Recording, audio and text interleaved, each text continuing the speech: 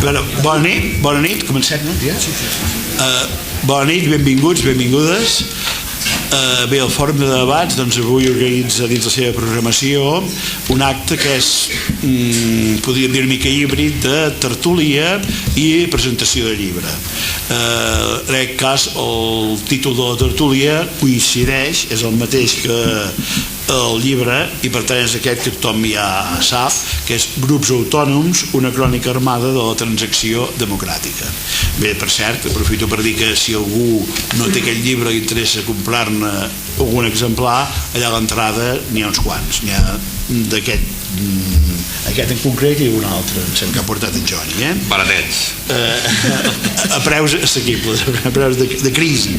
A veure, com que és, ja dic, un acte una mica complex per la gent que hi ha d'intervenir, jo ara seré molt breu, es tractaria del següent, ho dic per la gent que no és habitual de les tertúlies del fòrum, perquè ho sàpiga. És a dir, començaríem fent en primer lloc una primera ronda d'intervencions. Avui no hi ha només una persona a la taula, com podeu comprovar, que som uns quants, per tant interessaria limitar o que el temps fos una mica pautat. Seria una primera ronda en la qual parlaríem primer bé, i aprofito per presentar la gent que hi ha a la taula, parlaria primer en Mateu Seguí, advocat. Totes les persones que hi ha a la taula són gent compromesa, gent implicada d'una manera o altra, amb un grau de compromís més o menys elevat amb els fets, amb el que es parla en el llibre de la resistència entre els anys 74 i el 84 més o menys, és a dir, des de la desarticulació del MIL i l'execució i assassinat de Puigantic fins a l'any 84, en què els grups autònoms es poden donar pràcticament per acabats. I per tant, ja dic, tothom qui és aquí a la taula en graus diferents té una implicació en aquests grups, en aquests fets. Per concretar una mica, en primer lloc parlarà Mateu Seguí, que a la meva esquerra, advocat, em sembla prou conegut per molta gent, ha defensat ha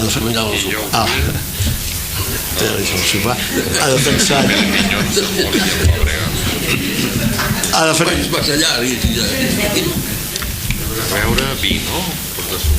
Esperem. Bé, vaig seguir mentrestant, així guanyem temps. Bé, és prou conegut, ha defensat moltíssims presos, ha intervingut en moltíssimes intervencions a Barcelona. A continuació parlaria en Johnny D, que el tinc aquí a la meva dreta, que justament és l'autor del llibre. Ell, per qüestions generacionals d'edat, potser no va viure directament els fets que aquí són explicats, però ha fet una tasca d'investigació, podríem dir, molt seriosa, entrevistant molts dels protagonistes, intentant documentar-se, intentant i fent-ho, i ha emplenat una llacuna històrica, podríem dir, d'història contemporània, història recent, això de la resistència dels grups autònoms, resistència armada en molts casos dels grups autònoms entre els anys 74 i 84, que jo sàpiga no hi ha cap més llibre que ho tracti. No. És a dir, podrà haver un article, potser coses d'aquestes, però el del Zambrana una mica. Llibre no n'hi ha cap més que ho tracti. Per tant, és una aportació molt valuosa, molt interessant, no definitiva segurament sobre la qüestió, però hi ha una manera de presentar aquesta qüestió que d'altra banda des del sistema hi ha hagut molt interès en amagar, naturalment, cada vegada, és a dir, la gent que intenta escriure el que volen que sigui la versió definitiva oficial de la història estan intentant amagar el que es va fer que no sigui políticament correcte des del punt de vista de l'actualitat, per ells, diguem-ne. I en canvi, i això no em vull avançar al tema, en canvi jo crec que l'anàlisi que feien molts d'aquests grups sobre el sistema capitalista, monàrquic, a més que diu aquí, que estem vivint, és tan o més vàlida pot ser ara que en aquell moment. les respostes, després en tot cas ja en parlarem si la resposta és la correcta o no, o com s'hauria de fer, o com es podria enfocar avui dia. Bé, en Jordi ens en parlarà des del punt de vista del llibre, del que ha fet, etc. I després tenim en Pep Palau, que em sembla que en aquest cas gairebé ens podríem estalviar la presentació perquè és de la nostra comarca i que doncs, va viure, va protagonitzar, va patir durament les conseqüències del seu compromís, la seva resistència contra el sistema en tots aquells anys. És a dir, perquè també s'ha de dir, és a dir, la gent que hi va participar no era un joc, allò, no era un hobby, diguem, no era una manera de passar l'estona, sinó que van pagar vitalment un preu molt alt d'anys de presó, exilis, represàlies, repressió, i en els casos ja més extrems, com l'Agustín Rueda, que ja en parlarem, doncs amb la pròpia vida. Aprofito a dir que també tenim aquí a la sala, entre nosaltres, a Maria Rueda, germana d'Agustín Rueda, que si cal després també ja intervindrà per parlar de la seva experiència.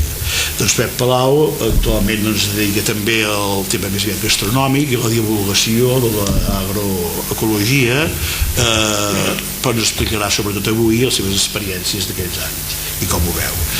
I finalment, doncs, d'aquí a la taula parlaria David Castillo, que va viure l'última etapa potser d'aquests grups, però també per qüestions d'edat, i que a part del que és un periodista prou reconegut i des de fa anys, a part escriptor també de prestigi, i en aquest cas em sembla merescudament, i responsable de la secció de cultura del diari Avui i ara el Punt Avui des de fa ja no sé quants anys, 25.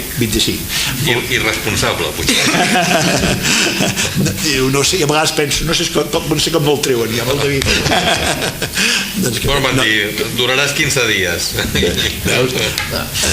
Senyal que ho fa bé. A veure, aquí hi ha una pressió en aquest sentit perquè no el treguin. A veure, per tant, doncs, dir això, dir que també aquí a la sala hi ha gent que també va participar en aquells fets d'una manera o altra. M'agradaria esmentar el cas d'en Josep Villamola, que també va ser durament represaliat, va patir presó per les seves activitats, però en tot cas ja després intervindrien en el col·loqui. En definitiva, per ser breus, és a dir, ara jo cediria la paraula a en Mateu, després parlaria el Joni, l'autor del llibre, el Pep Palau i en David Castillo. Obriríem a continuació una primera ronda breu de paraules per la gent que vulgui intervenir i després la gent que vulgui sopar, sopem aquí, la gent que no vulgui doncs no sopa, pren una bona cosa o no pren res, evidentment, i segueix la tertúlia. Ho dic perquè hi ha una cosa que ens trobem i a vegades a les tertúlies d'aquí al fòrum, que hi ha gent que quan porten el sopar o que és l'hora de sopar es pensa que ja s'ha acabat, ja podem marxar i ja no es dirà res més. No, hi ha vegades que algunes de les coses més interessants es diuen a continuació o es diuen després del sopar, precisament, exactament. I per tant, doncs, a veure, evidentment tothom és lliure de marxar quan li plagui, però ho dic perquè no hi hagi mals entesos en aquest sentit. És a dir, després del sopar segueix la tertúlia fins que ens en cansem i diem i és l'hora de plegar veles. Bé, no hi ha, callo ja perquè no estic massa. Mateu, va, pots començar. Ho has dit quasi tot ja. Va, home, no, jo he dit això del sopar. No, del llibre també. Va, bueno, pues, bona nit, gràcies per convidar-me aquí, però el problema és que jo no soc protagonista de res d'avui d'això. Vull dir que he vingut per l'amistat que tenim i me'ls vas cridar i vas vindré, però vull dir, la qüestió important és l'autor del llibre i els dos personatges que estan aquí que han viscut històries que expliquen aquí, i jo la qüestió que tinc és que tots els que apareixen en aquest llibre doncs, els he conegut directe o indirectament, més directament perquè la majoria o la gran majoria van passar pel despatx. Encara en deuen un bon grapat d'honoraris. Ja es coneixem a tots i l'història, vull dir que el problema és que ells van patir per una raó molt senzilla, que era la repressió judicial, anys de presó, i jo no vaig aconseguir massa èxits, perquè quan el tribunal condena a base de bé, i això ho saben tots ells. El llibre aquest m'ha interessat molt perquè, com deies tu abans, Joan, és el primer que parla d'aquestes coses, i crec que és l'inici de tot un procés que arribarà en el seu moment si a la gent li interessa estudiar a fons aquesta qüestió, per saber més o menys si realment el que està aquí, el que han viscut aquests senyors que estan aquí dins del llibre, ha tingut transcendència important a la relació de la vida o s'ha acabat amb això. Ho dic en el sentit de que la història és el que ens donarà més o menys una resposta en aquesta situació. Clar, des del punt de vista de la història oficial, això és totalment al marge. O sigui, no són marginats, però estan al marge. Al marge en el sentit de que no formen part del que és l'organigrama de la transició, que ell ja diu transacció, però que com si no haguessin existit des del punt de vista oficial.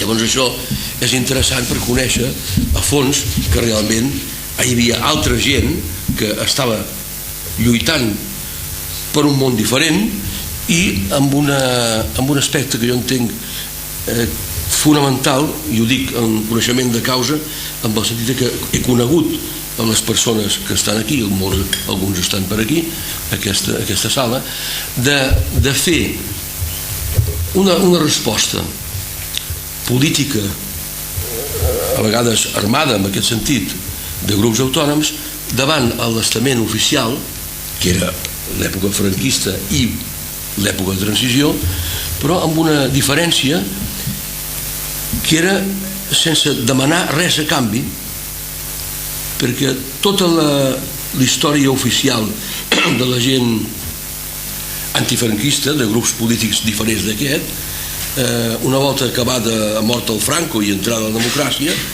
molts, o la gran majoria, han portat la seva identificació dient jo vaig lluitar, vaig estar a la presó, i han pujat al carro del món oficial, políticament parlant, de càrrecs importants dintre el que és l'estructura. I en canvi aquests senyors d'aquí van patir una repressió policial i judicial dura per fets molt concrets, van patir la presó i després la cosa desapareix en el sentit de que no n'hi ha cap que s'hagi muntat el carro des del punt de vista polític i oficial, sinó que era una manera equivocada, no? Això la història ho dirà, però era una manera que ells plantegen una nova forma de vida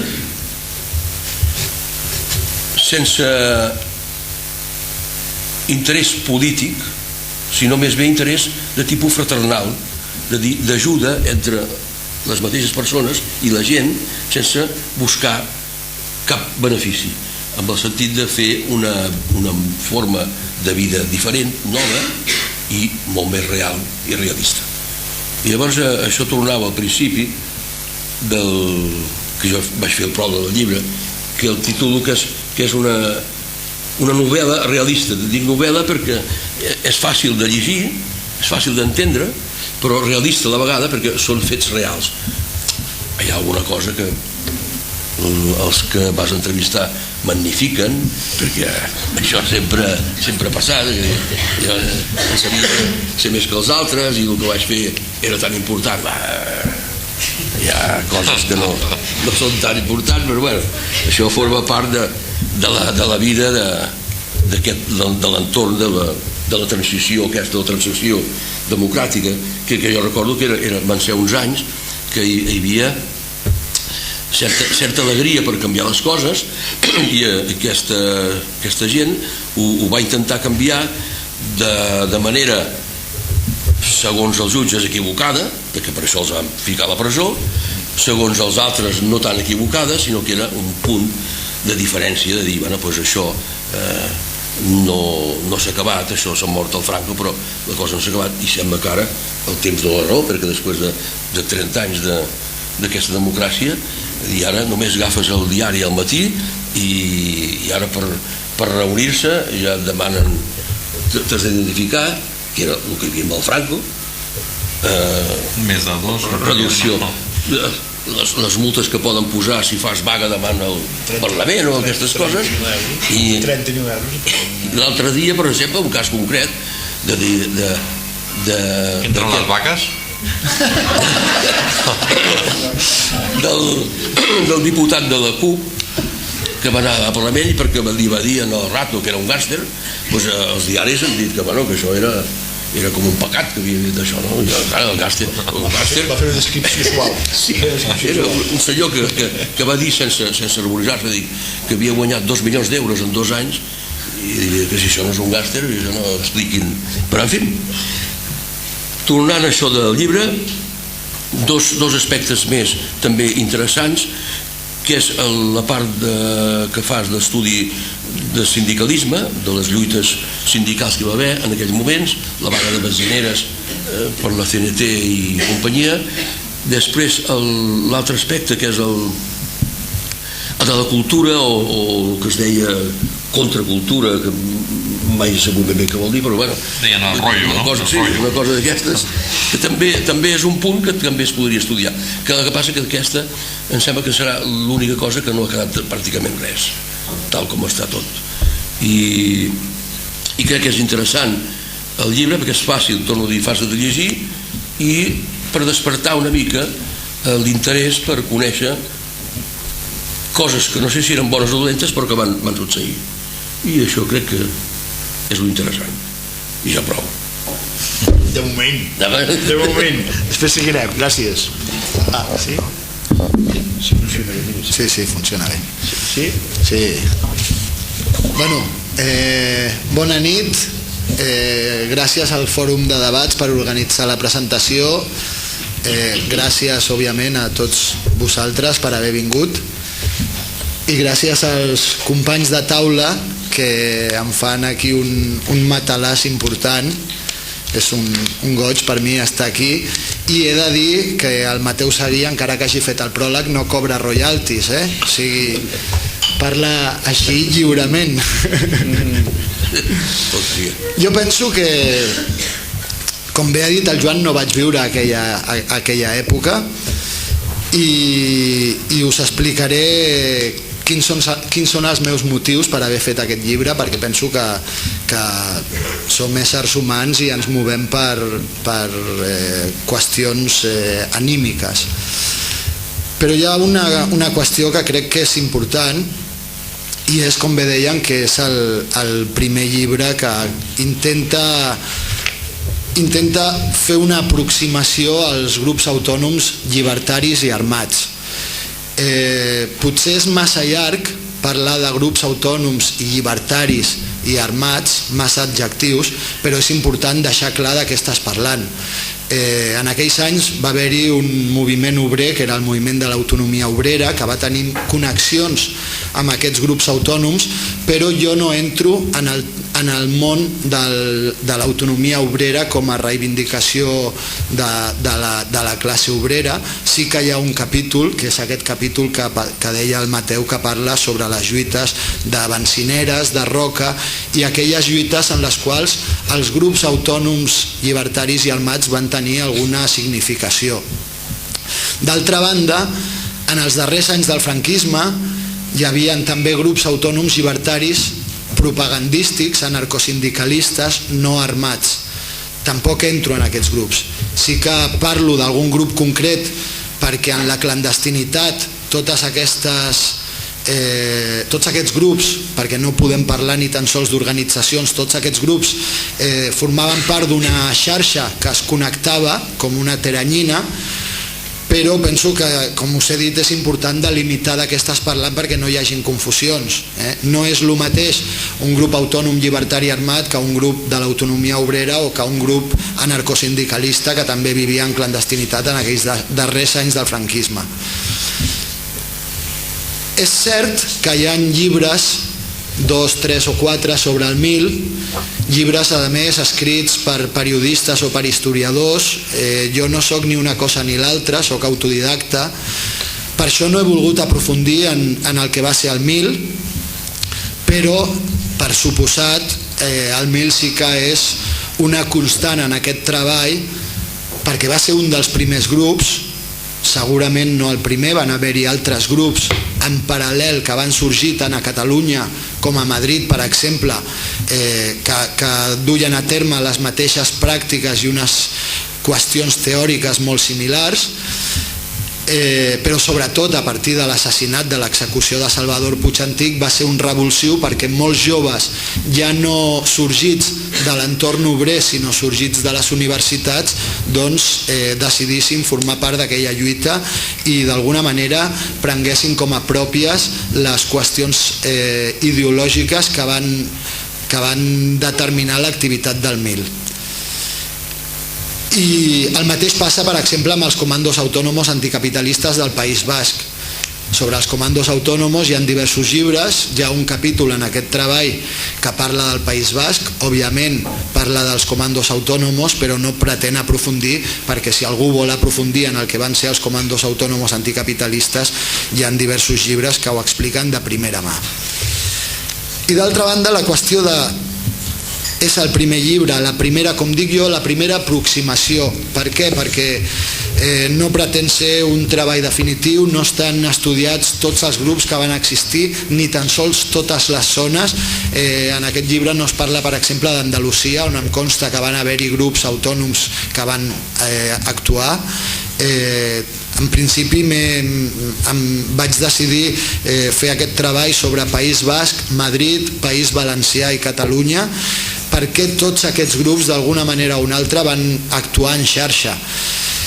Sobre el tema d'actuar en xarxa podria ser un treball inacabable. Per què? Perquè en aquella època, quan no hi havia internet, quan no hi havia telèfons mòbils, quan la gran majoria de joves que van formar part d'aquesta lluita vivien en comunes on no hi havia ni tan sols telèfon fixe, hi havia una xarxa internacional de lluita, i els joves provinents de l'estat espanyol que van estar empresonats a l'estat espanyol per la seva activitat, el que m'he adonat mentre feia el treball és que també van estar empresonats a Itàlia, a França, els mateixos joves activistes d'aquí van estar empresonats a França, a Itàlia, als Països Baixos, fins i tot a Suècia per la seva activitat. I al mateix temps activistes portuguesos, activistes francesos, activistes italians van estar empresonats a l'estat espanyol per la seva col·laboració i participació en accions armades a l'estat espanyol. En aquells temps, fa 40 anys, hi havia una xarxa internacional conformada per joves que més o menys tenien una mateixa visió de la societat capitalista. Quina era, penso jo, la diferència entre aquells joves de l'estat espanyol i de la resta? Doncs els de la resta d'Europa ja sabien el que era el capitalisme agressiu. Aquí, aquesta generació de joves va ser la primera en veure el que ens venia a sobre. I aquí anem a una qüestió importantíssima. Per què és el primer llibre que parla d'això? Quan es van publicar els primers llibres sobre el maquis, es van publicar un cop va morir Franco, contra el qual van lluitar. Aquí ens trobem en què aquests joves van lluitar ni més ni menys que contra el sistema que tenim avui en dia. I per això no és estrany que d'una banda els protagonistes anònims que mai van voler aquest protagonisme hagin sigut reacis a parlar de la seva joventut, i d'altra banda, òbviament, el sistema, el poder, l'engranatge capitalista i monàrquic que avui patim ha fet tot el possible perquè d'aquesta història no se'n parli. He tingut el plaer i l'honor de fer un parell de presentacions a universitats catalanes, i la veritat és que estar presentant el llibre sobre gent que en teoria està molt més preparada que tu, que estan estudiant història al segle XXI, i veure com es queden bocabadats perquè no tenen ni idea de que això succeís aquí fa 35 anys, és terrible. és terrible, no hi ha cap altra manera de dir-ho. O sigui, com és possible que estem en aquests moments que la societat pateix el que està patint, que és el resultat directe de les transaccions de les quals jo parlo en el llibre, com és possible que ningú tingui ni idea del que va passar aquí fa 40 anys. No parlo de transició, no va haver-hi cap transició. O sigui,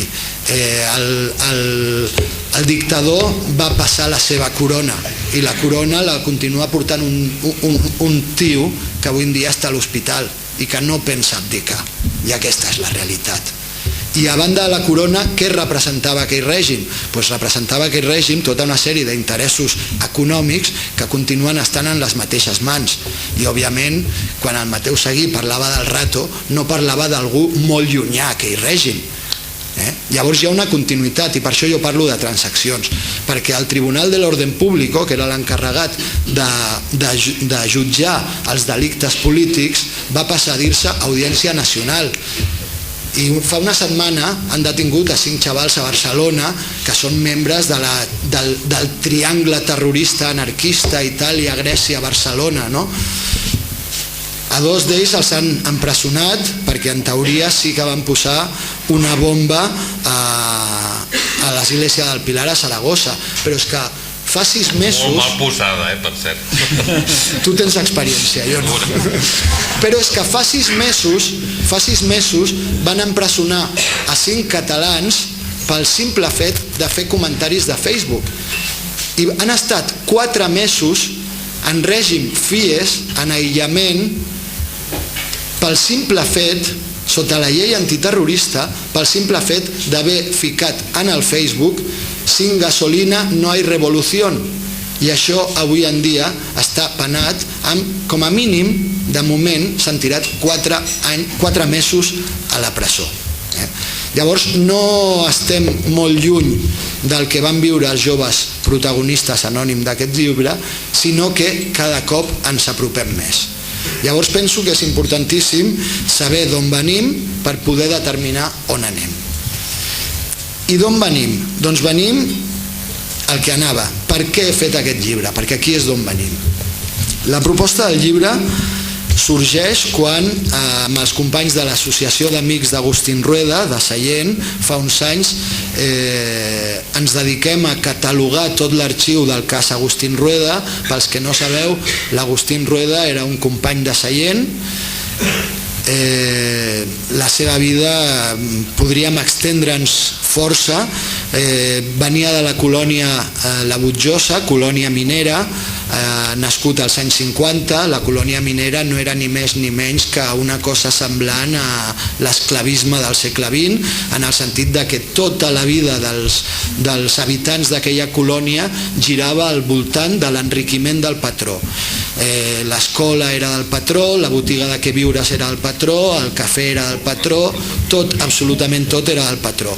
L'Agustín Rueda, en aquella societat superopressiva, una societat a més conformada gairebé de forma exclusiva per immigrants vinguts d'Andalusia i d'Extremadura, sense cap contacte amb la població autòctona perquè la colònia estava allunyada uns quilòmetres de Sallent. L'Agustín Rueda des de molt jove, des de molt petit, podríem dir, comença a destacar per tenir unes inquietuds socials i culturals que no eren el més adient en aquella època. A poc l'Agustín Rueda va autoformant-se, com es va autoformar la gran majoria de la joventut d'aquella època, i durant aquella autoformació es va apropant al moviment llibertari primer i posteriorment acaba adentrant-se en els grups autònoms llibertaris armats a Perpinyà.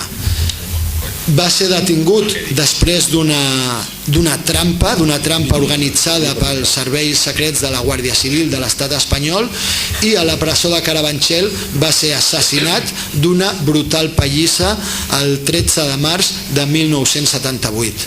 L'Agustín Rueda no va ser torturat, l'Agustín Rueda va ser apallissat fins a la mort.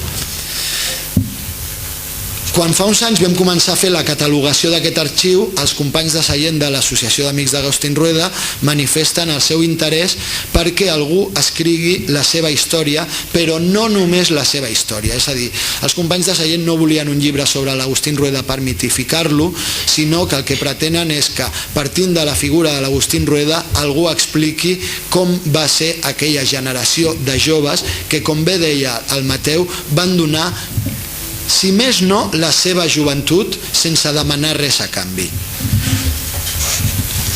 I pel fet de que jo visc a Barcelona i d'alguna manera estic a l'entorn cultural llibertari, als companys de seient els hi vaig dir que buscaria algú que pogués escriure el llibre.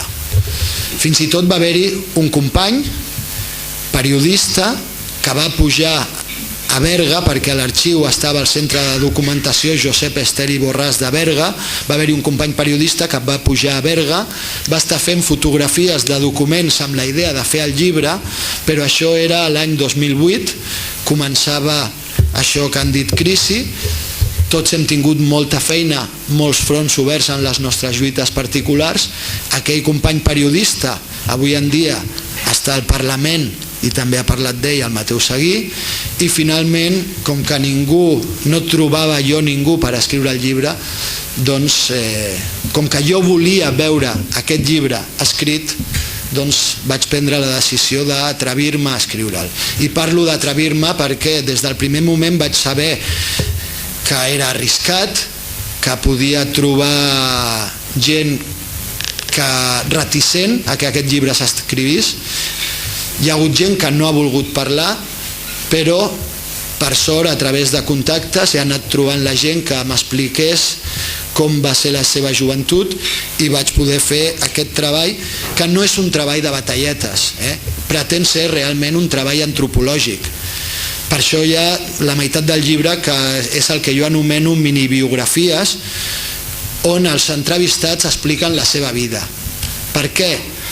Perquè quan jo ja havia començat a fer el treball vaig llegir el llibre La CNT en la encrucijada de Luis Andrés Edo i em vaig trobar un paràgraf que venia a dir més o menys que si algú vol analitzar i catalogar els grups autònoms llibertaris armats ho tenia magre, perquè la diversitat i l'heterodòxia era tal que eren uns grups impossibles de catalogar. De fet, ell deia que no hi havia autònoms, sinó que els autònoms eren la CNT, que és el primer que et vaig dir quan ens vam veure. De fet, per això vaig prendre la decisió de fer aquestes minibiografies, perquè es pogués entendre la diversitat dels grups autònoms. Jo quan vaig fer les entrevistes no preguntava d'on traieu les armes, no preguntava com es fa un còctel molotov, tot això no m'interessava gens ni mica. A mi el que m'interessava era saber d'on sortien les persones, de quin entorn cultural, social, de quin moment històric, com aquells joves durant el franquisme arriben al moviment llibertari, que era un moviment que gairebé no existia, la CNT era tan clandestina que des d'entorns aliens històricament a la CNT era impossible de localitzar.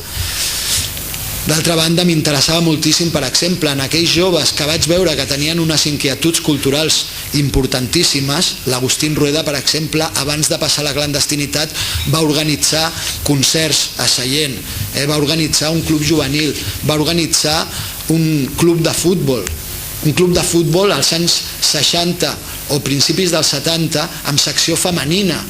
Quants clubs de futbol hi havia en secció femenina a l'estat espanyol en aquells anys? Em temo que no gaires. Llavors em vaig adonar que aquests joves tenien una sèrie d'inquietuds que òbviament eren molt difícils de dur a terme en aquella societat opressiva. I tot això és el que m'interessava. El tema de la clandestinitat. Amb el tema de la clandestinitat passa una cosa molt curiosa. Jo començo a fer les entrevistes i me n'adono que gent que està estudiant, que té una vida pública, que estan en societat, de sobte es veuen forçats a passar a la clandestinitat, amb 16, amb 17, amb 18 anys. Com es paeix això? A nivell humà, en el teu entorn, amb els teus amics, amb les teves famílies. Com paeixes això? Vaig prendre la decisió de fer un capítol sobre la clandestinitat. Òbviament no pretén ser un manual sobre la clandestinitat ni molt menys.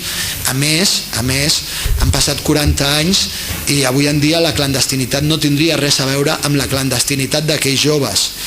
D'alguna manera irònica jo em preguntava com passarà un jove avui en dia a la clandestinitat? Farà un tuit? Me paso a la clandestinidad? Llogarà un pis clandestí amb targeta de crèdit al seu nom?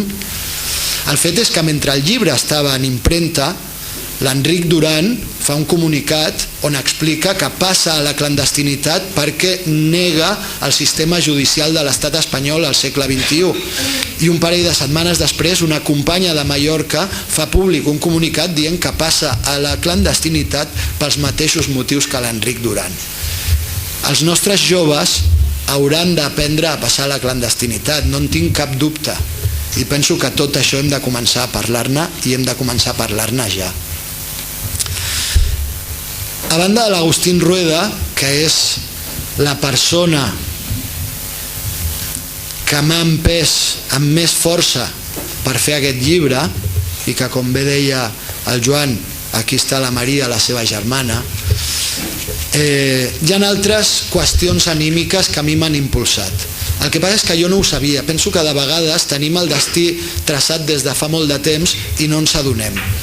La història amb l'Agustín Rueda, aquesta catalogació de l'arxiu, va ser el 2008.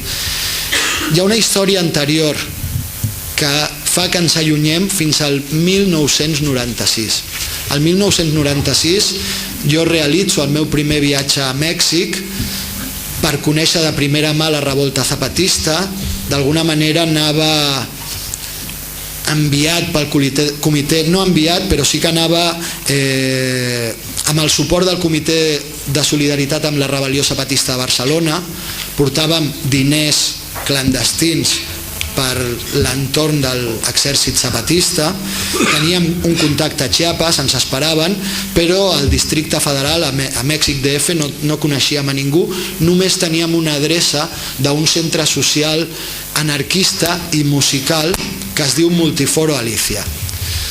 Arribem a l'aeroport, agafem un taxi, la meva companya i jo, li donem l'adreça d'aquest centre social llibertari, arribem al centre social, entrem, deixem les motxilles, demanem una cervesa, continuem parlant la meva germana i jo, amb la Pau, com fem sempre des de molts anys sense saber-ho, i de sobte ens surt una dona de darrere la barra, ens pregunta si som de Barcelona, li diem que sí, ens diu que ella també, ens diu si tenim lloc on dormir, li diem que no coneixem a ningú al DF, ens acull, i ens acull, m'imagino, de la mateixa manera que s'acollien els éssers humans en els anys 70, sense fer gaires preguntes.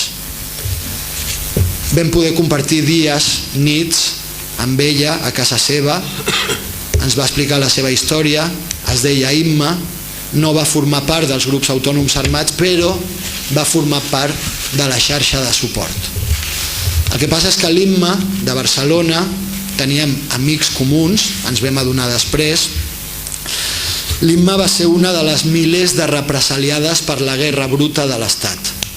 L'Imma, a finals dels anys 70, es va enganxar a l'heroïna. I a la Imma li donaven diners pels presos, anava a comprar-se la seva dosis i se la xutava. Li donaven diners per advocats o per material i feia exactament el mateix. Finalment, abans de fer-la més grossa, va fer 1001 als seus companys, però abans de fer-la més grossa, l'Imma voluntàriament va decidir exiliar-se, va marxar a Mèxic, i a Mèxic, on la vam conèixer 11 anys més tard, se'n recordava moltíssim dels seus companys de Barcelona. Per desgràcia, la Imma, com a conseqüència d'aquella addicció a l'heroïna, ens va deixar fa uns anys, i com a homenatge, el primer capítol d'aquest llibre parla sobre el que hem pogut conèixer de la seva vida. I encara hi ha una darrera qüestió anímica que m'ha portat a fer aquest treball, que fa que encara ens allunyem més en el temps, i per aquí anava la història del destí.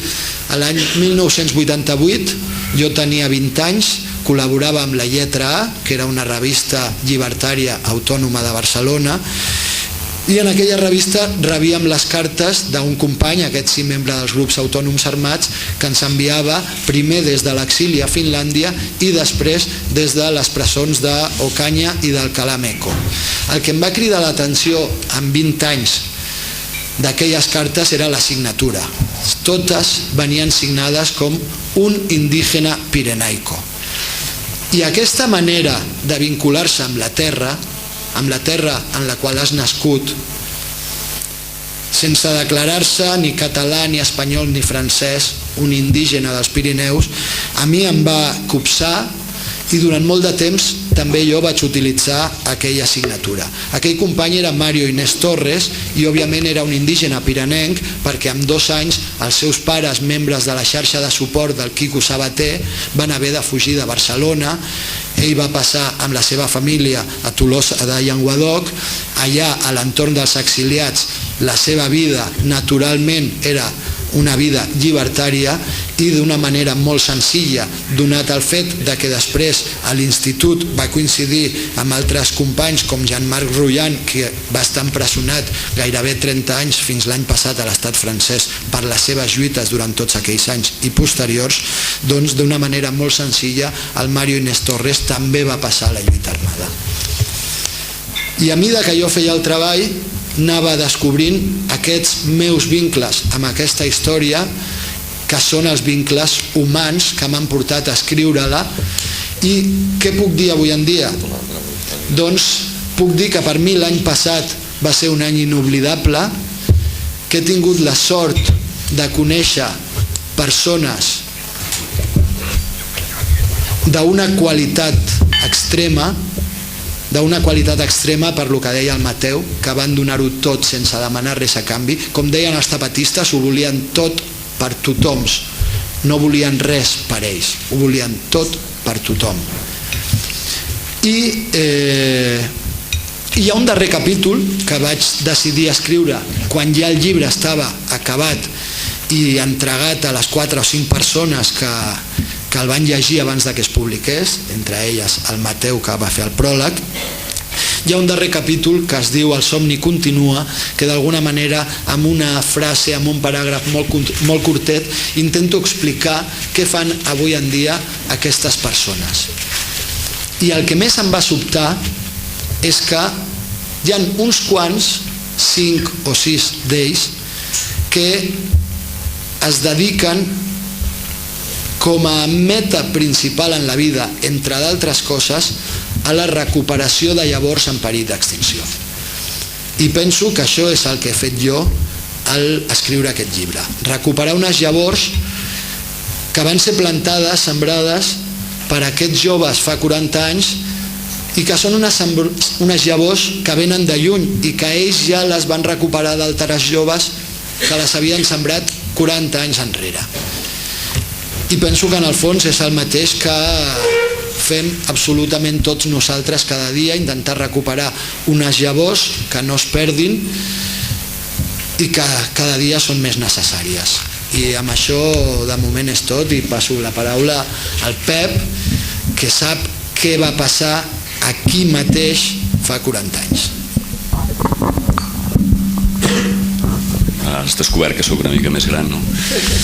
Bé, poques coses penso que queden a dir del llibre després d'aquest repàs exhaustiu que n'ha fet el seu autor. Per tant, em sembla a mi que parlar gaire més del llibre no té massa sentit.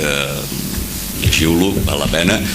I sobretot val la pena, i resumiré molt la meva intervenció en 3 punts, perquè el primer punt és referent a la necessitat de refrescar la memòria que tenim en aquest país. Un país que en aquesta època de superinformació estem més que mai faltats de relats que expliquin fets propers fins i tot, perquè sí que és veritat que parla de fa 30 o 40 anys enrere, però fets que són molt propers a la nostra història, i que aquesta història oficial que es va escrivint cada dia, que se segueix escrivint cada dia en aquest país, doncs fa que estigui arribant ja de manera molt diluïda a les generacions que en aquests moments aprenen a veure què va passar fa aquest temps, fa 30 o 40 anys, doncs a casa nostra, no? Si en aquests moments ja costa que els adolescents sàpiguen massa bé què va passar a la Guerra Civil, per tal com se'ls hi expliqui el poc que se'ls hi explica, a veure què és això del franquisme, imaginem-nos què no sabran definitivament, si algú no fa l'esforç d'explicar-ho com ha fet en Joan en aquest llibre, explicar-los d'una manera clara, directa, personalitzada, doncs que hi va haver-hi un moviment més enllà d'aquesta història oficial que s'està escrivint constantment i que fa pensar que fora dels partits polítics no existia res més. Això és una gran mentida, forma part d'aquest negacionisme instal·lat tant en la classe política com en la classe intel·lectual que serveix en aquesta classe política, negar l'existència d'un moviment i parlar d'anarquisme només en plan el caso, quan poden aïllar-ho, parlant d'aquells fets que fan referència a que la FAI es va carregar no sé quin capellà a no sé quin lloc. O sigui, si ens hi fixem darrerament, de manera cada vegada més incisiva en els mitjans, quan algun d'aquests caps pensants del poder que hi ha ara, dels partits polítics que hi ha ara al poder, doncs ens expliquen què va passar i parlen de l'anarquisme, sempre sol ser, inequívocament, sempre sol ser d'aquesta manera. O sigui, acaben parlant de la FAI i acaben parlant, evidentment, de lo malament que s'ho va passar aquell capellà o aquell periodista tan bona persona que hi havia no sé quina comarca del nostre país i que va patir els horrors. Sense que això, evidentment, hagi de servir per fer el tas a ningú que es passés de rosca, sí que és veritat que la història no és això, sinó que és molt més. I en aquest cas, tornant als anys que ens ocupen, és la història d'un moviment que va arribar a tenir molta importància al nostre país, va tenir no només importància des del punt de vista numèric, les xifres és el que acaben interessant sempre en els anàlisis que els mitjans encara avui fan de les grans demostracions públiques, sinó que sobretot importància per l'extensió social que tenia el moviment. O sigui, clar, manifestacions o concentracions col·lectives com la del 76 a Barcelona, doncs poques vegades s'han produït en aquest país, si no és que s'hi hagin ajudat des dels mitjans addictes al poder, no? Venint a Osona... 77, perdona, sí. Venint a Osona, doncs bé, en el moment en què l'època que el llibre parla també d'alguns osonencs que hi sortim, si sentim en aquests moments la classe política oficial d'aquesta comarca, doncs va existir com si naixés d'un dia per l'altre una Assemblea de Catalunya que va ser el gran òrgan aglutinador de la lluita contra el franquisme, com si no hi hagués res més a fora, quan sabem que en aquell moment, si hi havia un moviment que tenia una força i que realment tenia aquesta implantació i estava present fins i tot en lluita sindical, en lluites socials, estava present amb projeccions de tipus cultural com la creació de l'Ateneu aquí a Vic, doncs era aquest moviment llibertari, més o menys organitzat, més o menys no organitzat, tal com explica en Joan en el llibre. Per tant, jo crec que aquesta primera cosa que volia dir és important. És important que el llibre marqui aquest punt i que en vinguin molts més. Penso que no, com deia en Johnny, no pretén ser l'obra definitiva, sinó que és simplement un recull d'històries que porten aquí.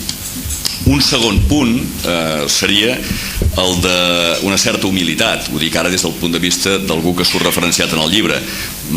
Humilitat i coherència. En el llibre hi surten i sortim molta gent, Déu-n'hi-do, però és evident que n'hi ha molta més que no hi surt i que també forma part d'aquest mateix moviment de gent que en aquells anys lluitava, se la jugava, condicionava, hipotecava la seva vida perquè decidia posar-se evidentment una soga al coll o una bola al peu lluitant i per tant decidint viure d'una manera determinada. Crec que és important recordar tots aquests anònims, tots els que no surten en el llibre i que tenen la mateixa importància, no pas menys, no gens menys, jo penso, que qualsevol dels que hi puguin sortir. Crec que és un aspecte important des del punt de vista ideològic aquest. És important desmitificar les persones que poden ser protagonistes de la història perquè allò que han fet pot tenir rellevància, pot tenir espectacularitat, perquè en definitiva es valora també aquest fet espectacular associat a la violència moltes vegades, mentre que d'altres que són aquells lluitadors tenaços, anònims, que han decidit emprendre la via de la mosqueta que cada dia s'aixeca amb els ideals molt clars per lluitar, i no es fa mai referència a allò. Es parla de l'Agustín Rueda i per descomptat que el seu assassinat a la presó de Carabanchel segueix indignant com el primer dia, fa ràbia, però també no deixa de fer ràbia i pena que no hi puguin ser avui aquí persones que ja han desaparegut, com en Lluís Vivet o com en Miquel Molet, que també formarien part també d'aquesta petita història de casa nostra vinculada al llibre, no?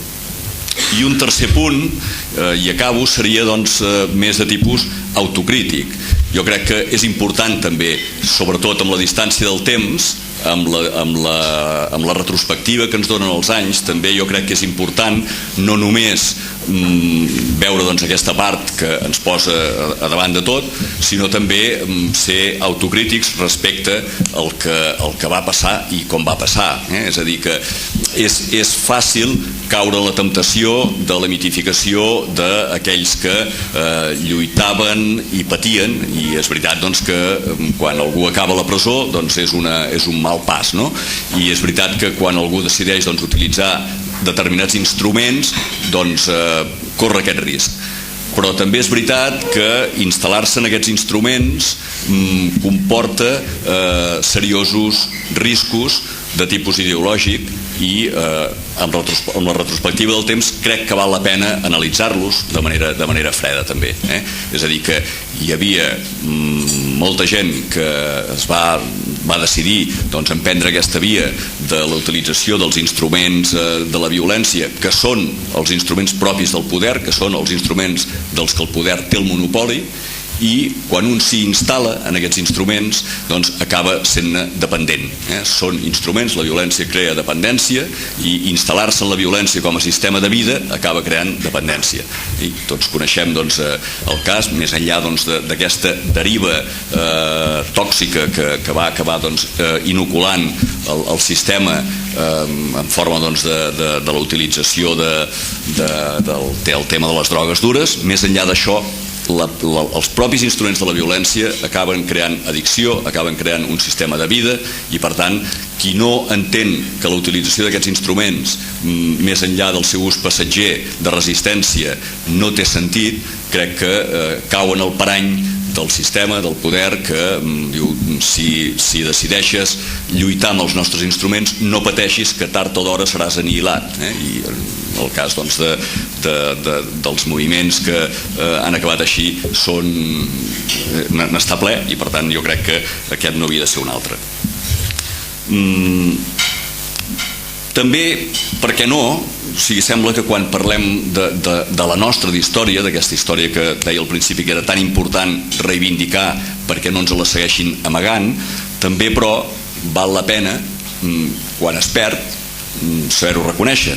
Potser amb això soc una mica discordant respecte a l'estil del llibre, no? De dir, tot el que va passar evidentment s'ha de reivindicar, que s'expliqui, però també és veritat que aquesta batalla, o la batalla que es pot considerar de la que forma part aquesta història que s'explica aquí, no es va guanyar.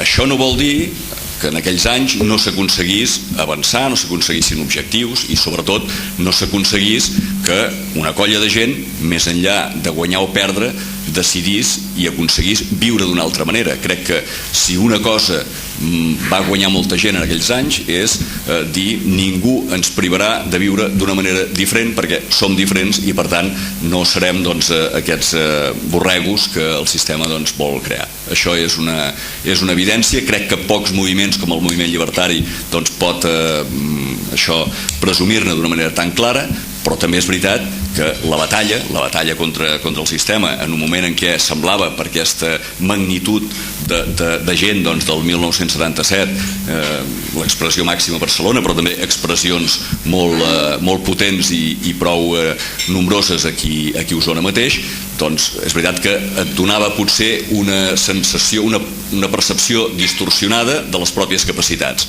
Una il·lusió. Sí, una il·lusió. És veritat que vivíem en una il·lusió, pensàvem que l'utopia era possible, perquè ens sentíem forts, perquè hi havia molta gent que participava d'aquella mateixa lluita per aquesta utopia. Dic utopia i insisteixo, per mi utopia evidentment és una paraula altament positiva i plena de sentit, però és veritat que hi va haver un moment en què allò es va desinflar. Bueno, això és com tu acabes el capítol del teu llibre amb aquest terme de fracàs, però tu pensa també que nosaltres no anàvem a aconseguir el poder ni a implantar res, perquè l'any 36 ja va passar que el Tarradellas i el company va dir, bueno, vosaltres encarregueu-vos de portar el país, i els altres van dir no, van dir, què hem de fer, què punyet hem de fer? Jo crec que l'objectiu contra el discurs victimista, que jo sé que tu no ho ets, perquè tu ets un triomfador, Pep, així ho sento dir-t'ho, sé que vas patir molt en determinats moments de la teva vida que surt així, però tu ets un tio que diríem que has portat les teves petites revolucions, que són petites definitivament, que nosaltres lluitàvem contra una sèrie de tios que eren uns pobres analfabets. Quan parlàvem de la policia i tot això, doncs li dèiem los desertores de l'Arau, eren uns pobres andalusos i murcians i tal, uns totxos, els pobres que ho tenien molt fàcil, i a la vegada molt difícil. Quan va sortir aquell llibre dels marginats, va haver una col·lecció que es deia Els marginats, i sortien els drogadictes, les prostitutes, els presos i tal i qual. Em diuen, també hem de fer la Policia Nacional, el que era abans la policia, i quan els veies gordos també hi havia aquella psicosis, la gent llançava els papers i no te'ls agafaven, se'ls posaven a llegir a la porta del metro, miraven de donar-li amb el peu la volta perquè no eren incapaços ni d'agafar un paper, perquè Franco havia donat fort i tal, i no anava en broma. Però, per exemple, quan vam reunir aquelles 70.000, 180.000, 300.000 persones a la plaça d'Espanya, allà a la recta aquella, fins al Palau de Maria Cristina, no sé de quin punyeta puta de reina li diuen aquell palau, és que havíem enganxat 40.000 cartells. 40.000 cartells, o sigui, s'acabava la Via Júlia i deien, què fem? Ens queden cartells, doncs farem la Via Favència, una empinguda ja de 300 números. La meva mare em deia, li deia al meu pare, al nen li suen molt els peus, perquè es quedaven de color blanc, i era la cola que anaves enganxant i tal. Però ahir estàvem al Pont Jovet, hi havia el Soler Sugranyes, un dels fundadors de la Coppel, hi havia la vídua de l'Edo, la Doris, estava la Pilar García del Mil, hi havia uns quants allà, i el Pont Jovet, que sempre és un tio que se l'ha d'escoltar perquè sembla que estigui dient parides, perquè les diu així disfressat i tal, va parlar deia els pecats capitals, no? Odi i ira, i són exactament les mateixes consignes que es va gravar al The Joy Division darrere de la caçadora, odi i ira, i era un xut d'adrenalina, perquè jo recordava que havia anat a les primeres manifestacions amb els de Comissions Obreres i la USO, i arribaves davant d'aquells mentecatos, d'aquells pobres ignorants, aquells desertores de l'Arau, i obrien la porta del Land Rover i la tancaven i ja estava tothom corrents. I vam dir, no, hem de córrer nosaltres darrere d'ells.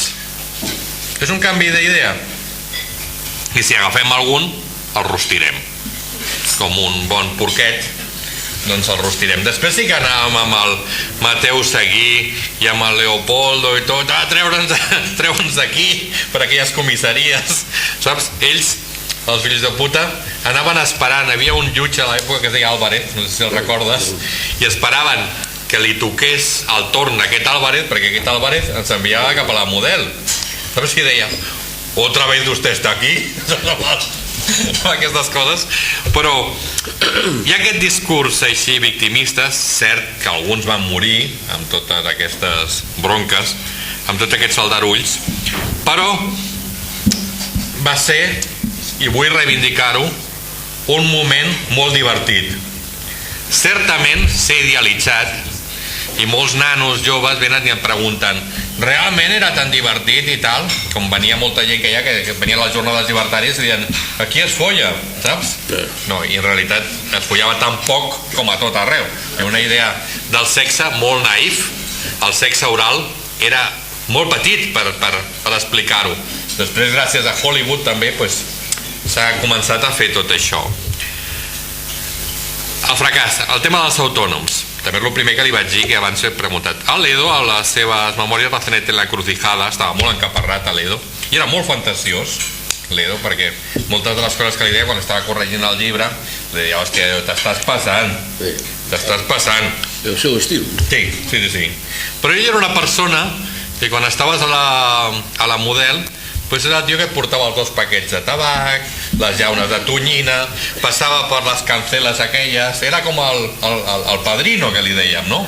Ell dominava tot, era amic del puto aquell president o secretari o no sé què de presons de l'època, que era de l'OCDE, i va venir al seu enterrament també, aquell home, ara la Doris em deia que anava a veure'l perquè estava malalt. I tot això era una pujada d'adrenalina que en aquell moment en què es pensava que tot era possible, dintre de la nostra ingenuïtat, farem un pas endavant de tots aquests comunistes avorrits que diuen, no és el moment, ara no s'aportó, no feu cas de les provocacions. Sí, punyeta, fem cas de les provocacions.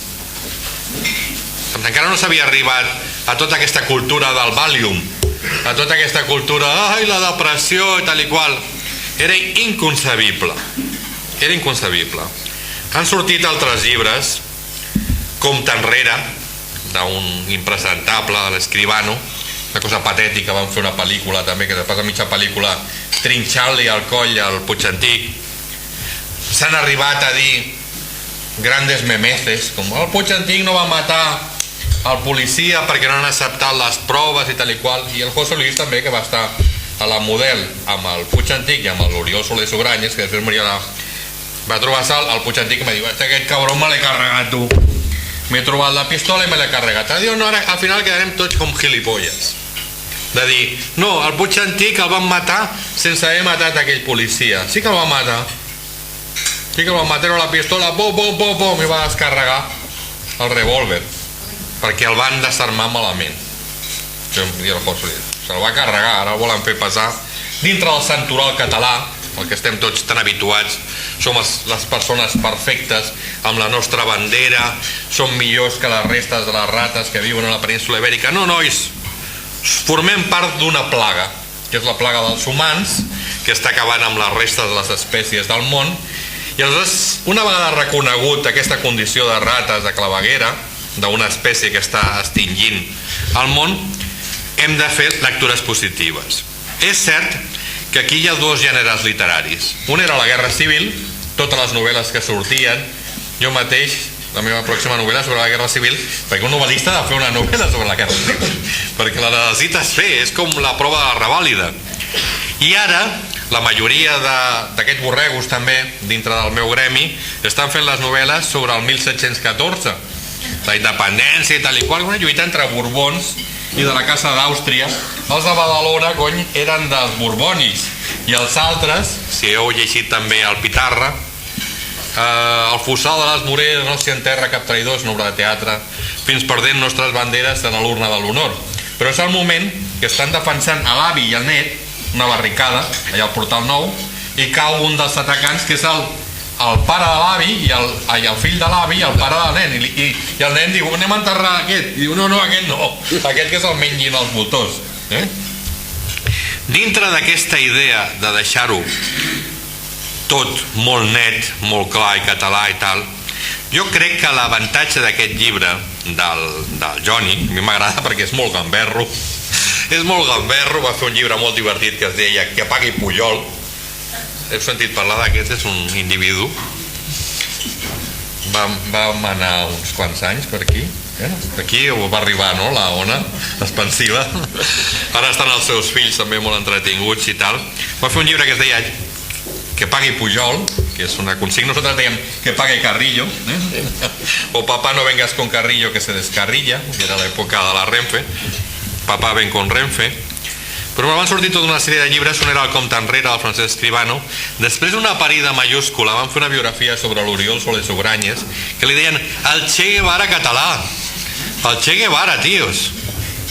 El Che Guevara, o sigui, el gran símbol publicitari revolucionari de màrqueting, el tio que segurament ha tingut més publicitat, a excepció segurament dels Beatles i de Crist, durant el segle XX. Qui tingui aquesta foto del fotògraf cubà, el Corda, que el treu precisament en un moment que havia firmat unes condemnes a mort i tal i qual, la puta foto del Che Guevara, com si fos Crist, amb barba, era guapo i tenia molt guanyat. Després va sortir un llibre que sí que és apreciable, que és el del Joan Zambrana, que es diu L'alternativa llibertària, un llibre de Badalona també. I després un altre llibre interessant però fantasiós és el del cas Escala, les comunitats de los grupos autónomos des de la prisión de Segovia i tot això, que ja entren de la fantasia. Nosaltres no hem cremat l'Escala perquè l'Escala no sé quantos... Tu tires un còctel Molotov, o aquells còctels Molotov que nosaltres tiràvem, que estaven amb metralla i tot, dintre d'una sala que està mal construïda perquè té... Sí, coneixes perfectament. Doncs allò crema. És com si està tot sec i et poses cada dia allà mig al camp a fumar-te porro rere porro, al final allò crema perquè dius, aquest ha fotut un puto incendi descomunal. Les memòries de l'Edo estaven molt bé, vaig contribuir a que es publiquessin, van agradar molt, es van vendre poc, perquè la nostra militància no és de gastar. Però després, per mi, el gran llibre de referència són les memòries del García Oliver, que aquest sí que deia la veritat. Deia, no vull venir perquè jo vaig ser que va signar la condemna a mort de José Antonio Primo de Rivera. Sí, va ser el García Oliver. Vaig estar a casa seva a Guadalajara, a l'estat de Jalisco, Mèxic, i encara es conserva ja a la biblioteca. Aquest sí que deia les coses. Deia, aquests fills de puta que han matat els capellans, els maristes, eren uns retorçats. Aquell que tenia problema, que estava tot fet pols, aquest tio estava més retorçat encara mentalment que físicament. I ara, en unes reunions que ens van fer el servei de biblioteques, va dir, aquests que han parlat dels tios que van matar els de la FAI de la rereguarda, no? Perquè els de la FAI amb collons se'n van anar al front i van morir a la primera, com el Durruti. Va començar la guerra el 18 de juliol, el 20 de novembre ja estava mort. Va arribar al front de Madrid, ho explica el García Oliver, i va dir, yo me hago cargo del mando de la posición. Y un sargent li va dir, no, mira, hermano, hace 3 semanas había el capitán, duró una semana, hace 2 semanas estaba el teniente, hace una semana estoy yo que soy el sargento. Dentro te esperas una semana y dentro de una semana te pones tú, efectivament. Va posar-se a ell, que el García Oliver va dir, però què haces tu aquí? Quan se'l va trobar allà al front de Madrid. A mi el que m'agrada del llibre del Johnny, que és fantasiós i que us recomano, només val 17 euros, ho complementareu molt bé amb aquest sopar, és que és un retrat, per mi, expressionista, una mena de puzzle sobre una història diferent. Jo crec que no és una història ni de bons ni dolents, nosaltres volíem fer això, nosaltres volíem fer l'altre, perquè en realitat un projecte clar no teníem. Hi havia l'Ajo Blanco i deia, ara para vivir en las cúpulas geodèsiques, però ja no podia viure perquè si ho foteu una cúpula geodèsica aquí a la plana de Vic i us congeleu, no fotreu els vostres fills allà. L'altre dia, sí, la vida de les comunes, però era un desastre. No podies ni tenir els discos, te trobaves els discos que havies estat allà mirant de col·locar bé, tots rodant pel terra perquè s'havia muntat una festa. Era un estil de vida diferent, Johnny. Un estil de vida que dintre de... Ahir li preguntava al Poncho Bet, que se l'ha llegit de cap a peus, em deia, está muy bien este libro, no va voler venir a les presentacions i avui finalment ha fallat també, però deia, este libro está muy bien porque este chaval explica la verdad. Quan li preguntava, ¿cómo han hecho esta mierda, el de Compte enrere i el de Che Guevara català? el Poncho Hueta me deia, estos tíos han explicado lo que les han dicho, ni más ni menos.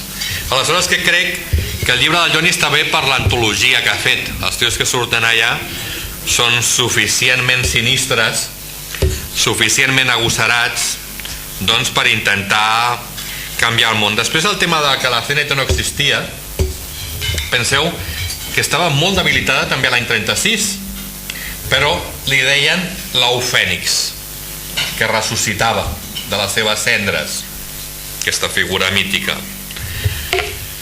És el mateix que li va passar al Martín Villa. El Martín Villa, que venia de Lleó, sabeu que els 3 tios més importants de la història de la CNT catalana eren de Lleó.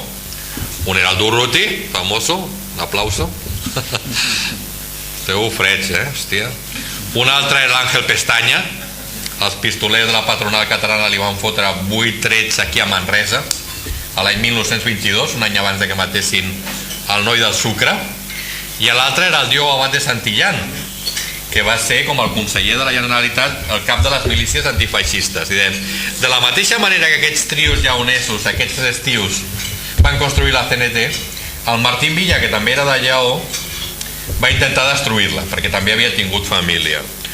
I una de les coses que ens va unir més en aquella època, que estaven tots a matar dintre de la CNT, estàvem a matar perquè s'havíem reunit efímerament, perquè no ens podíem ni veure, sindicalistes, trentistes, cincopuntistes, anarquistes revolucionaris, aquest estrusquista no pot agafar un càrrec, ens odiàvem a mort, era el Martín Villa, perquè el Martín Villa va arribar a dir que nosaltres érem més perillosos que la ETA. Figureu-vos quina manca de vista. O sigui que va dedicar un pressupost molt gran a reprimir-nos, quan després són els altres que els hi van donar pel sac. Bueno, la CNT no existia, la CNT va renéixer el 76-77 amb un grup de nanos. Jo era dels joves, però hi havia nens també, hi havia nens que venien buscant els adhesius nostres. Nosaltres teníem grafistes i tios que feien molts adhesius, dissortadament encara tenen els mateixos adhesius que l'any 77, o sigui que això sí que és antropologia cultural, però hi havia nens que venien i aleshores s'apuntaven a les manifestacions. Què ha dit algú? I què has dit? No, que este me ha traído un cuchillo y lo suspiras tú. Es que no me vas, es que no me... Hablando de la verdad, pues yo te digo la verdad también. Es que no me vas a dar, tío. No és la primera vez que m'intenten agredir. Però bueno, per continuar parlant d'aquesta visió, és molt difícil de vegades entendre's entre uns i els altres. Tampoc no hi havia un criteri d'unitat, tampoc no hi havia unes idees bases, eren molt primigènies. I després el moment era un moment com de canvi. Havíem passat, per exemple, a l'òrbita sindical, de que anàvem allà a magistratura i guanyàvem la majoria dels judicis, a menys que estigués implicat en institucions polítiques, a perdre'ls tots, perquè el primer que van intentar desarticular és el de magistratura, el fuero de los trabajadores, tot això que s'havia fet guanyar tants judicis, i aleshores l'arma sindical quedava debilitada. Després també dintre de la CNT hi havia els partidaris que volien presentar-se a les eleccions sindicals, que era una via, i els altres que no volien parlar-ne del tema de les eleccions sindicals i que han quedat com a clubs de jubilats, com el nostre, com a clubs culturals, molt interessants, però és això bàsicament el que es volia dir, que estava una mica en contra del discurs victimista, que el llibre del Johnny és una aventura, perquè quan me l'estava mirant al començament, que vam començar a fer les correccions, me va semblar un autèntic galimaties, perquè dic, hòstia, aquest tio d'on ha tret tantes dades? Perquè moltes de la gent que coneixies tampoc no sabies ni el seu nom, dels que està més amb la línia dura. Després els coneixies quan estaves engarjolat o així, o que t'avisaven a jueces, no sé què, fulanito tal, a jueces, no sé què. Però que us el recomano. Jo venia bàsicament a promocionar-lo. Sé que amb els anarquistes, de la mateixa manera que Ledo definia subtítol Memòries d'un heterodoxo, no sé què, l'heterodòxia també és una forma estètica de resistència. I dic, no hem perdut la batalla aquesta, no? La vam guanyar. La vam guanyar perquè el país era una punyetera merda i després de nosaltres van canviar algunes coses. Una miqueta de llibertat, però les coses són difícils de fer ràpid.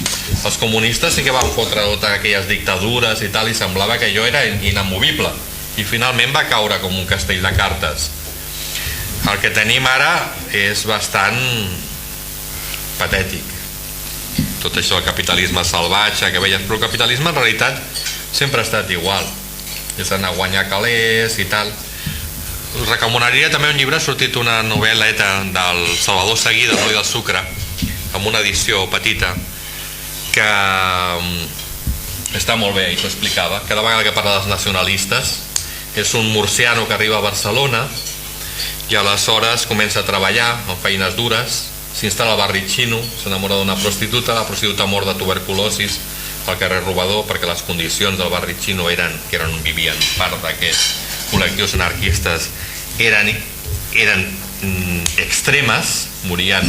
La gent tenia als anys 20 i 30 una màxima d'edat de 40 anys, i aleshores una de les coses divertides és que cada vegada que el Salvador Seguí, el Noi del Sucre, parla dels nacionalistes sempre col·loca entre parèntesis: són uns traïdors, ja t'ho deia ahir. I després, per acabar amb aquest llibre del Noi del Sucre, que és una hora, la lectura és com un conte, explica que el protagonista el maten al carrer Riereta, on teníem el sindicat d'arts gràfiques, cantonada amb el carrer de la Cera, i a ell el van matar al carrer Cadena, cantonada Sant Rafael. Quan els grups anarquistes es van constituir, els grups del Durruti, que parlàvem abans, el Grupo Solidarios, Nosotros, aquells sindicalistes havien patit 500 baixes, havien matat 500 sindicalistes, els pistoners de la patronal catalana. Eren gent que alguns havien fet la fortuna a Filipines i a Cuba. A Cuba encara fan la broma de los catalanes robaron aquí en 50 años lo que no robaron los españoles en 500. O sigui, hi havia una gran voracitat.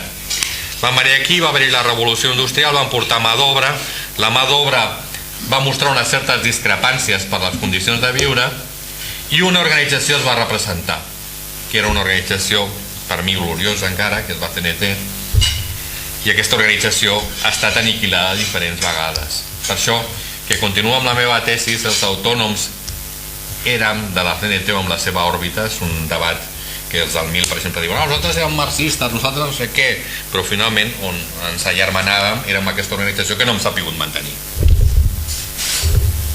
Ja està. Tírame el cuchillo, tío, a ver si tienes puntería.